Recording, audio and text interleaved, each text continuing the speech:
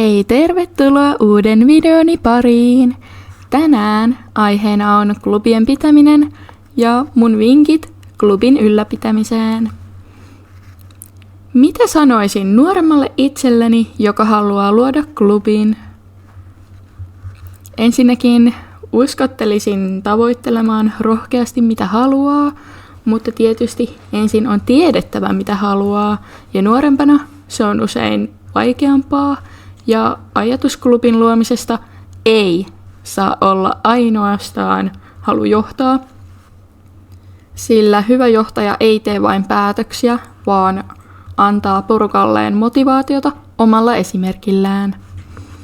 Klubin omistaja ei koskaan saisi olla vain titteli. Jos näin on, suosittelisin lopettamaan klubin, sillä omistajien tulee olla läsnä. Klubilla täytyy olla syitä, miksi sinne haluaisi tulla. Jos lähtöajatus on, kukaan ei halua tänne, silloin usein myös siinä käy niin.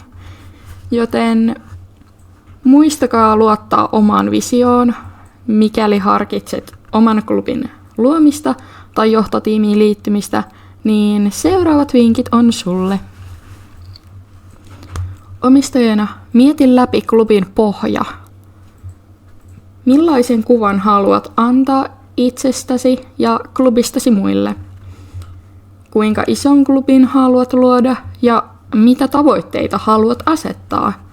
Ja pystytkö itse pitämään kiinni klubisi periaatteista? Lisäksi klubin ulkonäkö ja teema, mitä haluat klubillasi edustaa muille. Jos taas ajatuksesi on yrittää klubin johtotiimiin, niin mieti millainen kyseinen klubi oikeasti on.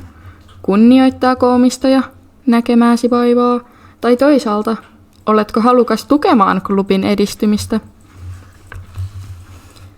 Seuraavat vinkit ovat kohdistettu isoille klubeille. Olet nyt saanut kasaan ison ja hyvän porukan, mutta välillä saattaa tuntua, että et saa ääntäsi kuuluviin. Yleisesti klubissa päälle puhuminen saattaa tympiä.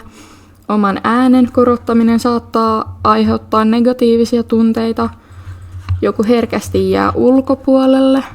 Näihin tunteisiin vinkki on, että mieti se pohja läpi, minkä suunnittelit, kommunikoi sun porukalle ja uskalla käyttää omaa ääntä.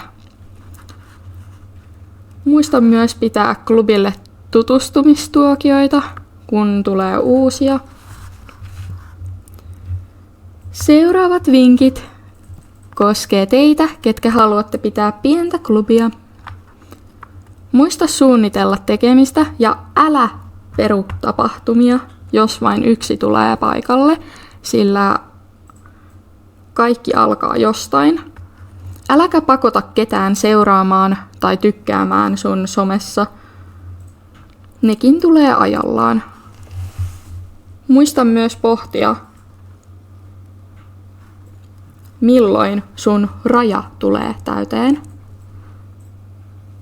Jos haluat pitää pienen porukan, niin sun täytyy pystyä seisomaan sanojesi takana ja sanoa, että mukaan ei enää mahdu. Toki täytyy ilmaista myös niin, että ei johdu halukkaasta, vaan kriteereistä. Lisäksi pienikin klubi voi tulla tunnetuksi ja saada someimagon. Toki somet ei ole kaikkien juttu.